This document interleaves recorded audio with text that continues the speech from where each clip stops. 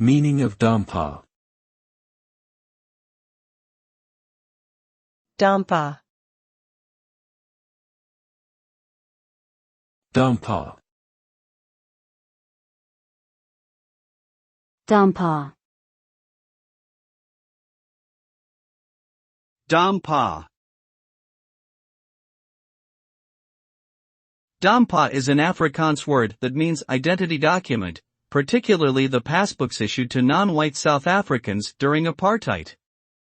These passes restricted their movement and were a means of enforcing racial segregation and control.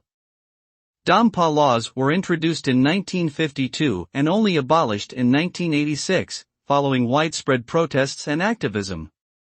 The legacy of Dompa laws continues to impact South African society, particularly in terms of access to education, healthcare, and job opportunities for Black and colored communities.